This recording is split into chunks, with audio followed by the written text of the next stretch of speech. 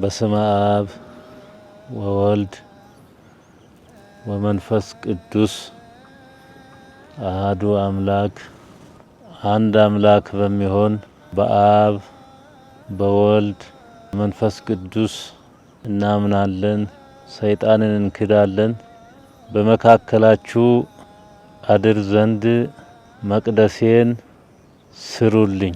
ጥቅምት 9 2018 ዓመተ ምህረት ከቀኑ 6 ሰዓት ጀምሮ በደቡብ ኢትዮጵያ ለምትገኘው የቦዲቲ ምስራቀ ፀሐይ ቅድስት ማርያም ቤተክርስቲያን ህንፃ ግንባታ ለማስፈጸም በቦሌ ደብረሳሌም መድኃኔዓለም ካቴድራል በትልቁ አዳራሽ ልዩ የገቢ ማሰባሰቢያ መርሃ ግብር ተዘጋጅቷል። በዚህ ታሪካዊ ጉዳይ ላይ በአካል መገኘት ላልቻላችሁ ለማትችሉ ደግሞ ጥቅምት 8 እና 9 ሌሊቱን ሙሉ በቀጥታ የስርጭት መርሃ ግብር በተለያዩ ሚዲያዎች የገቢ ማሰባሰቢያ መርሃ ግብር ተዘጋጅቷል። ከዚህ በታች በተቀመጡ ስልክ ቁጥሮች በመደወል እናንተም ከበረከቱ እንድትሳተፉ ጥሪ እናስተላልፋለን። የወላይታዋን ቦዲቲ ቅድስት ማርያም ቤተክርስቲያንን እናግዝ። በመቤቴ ስም በጭንቃ አመላጇ እቺን ማርያም ቤቷን ድንግል ቤቷን ስራ እንዲረዱን እኔ ይጠይቃሉ። ለኛ ሁሉ ቤት ሰተናለች፣ ቤት አለን። እሷ ግን በዚች ቁጭ ብላለች። ብዙ ታቦቶች አሉ። እሷ ወልዳ የላከች ሁሉ ቤት ተሰርቶ ገብቷል። እሷ ግን እዚች ቁጭ ብላለች። እናታችን ወገናችን ናት። ለኔ ዘሬ ናት። ለኔ አብሶ ዘሬ ናት። እናቴም ናት፣ አባቴም ናት፣ ወንድም ይሄም ማንም ቤተሰቦች እናት አታምርም። እኔ እናት እቺ እናቴ ናት። ቤቶን ትግባ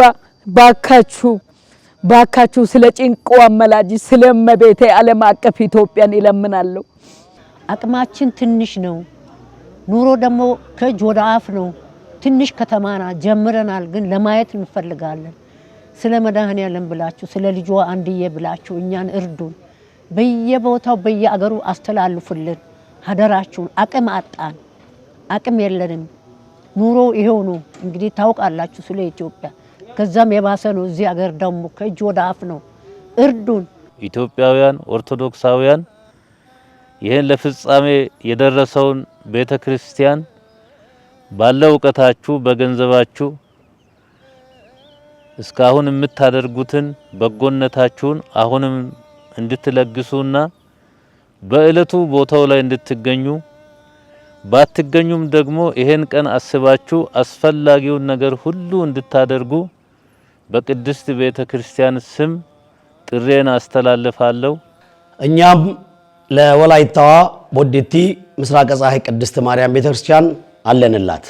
እኛም ለወላይታዋ ቦዲቲ ቅድስት ማርያም ቤተክርስቲያን አለን። እኛም ለወላይታዋ የቦዲቲ ቅድስት ማርያም ቤተክርስቲያን አለን።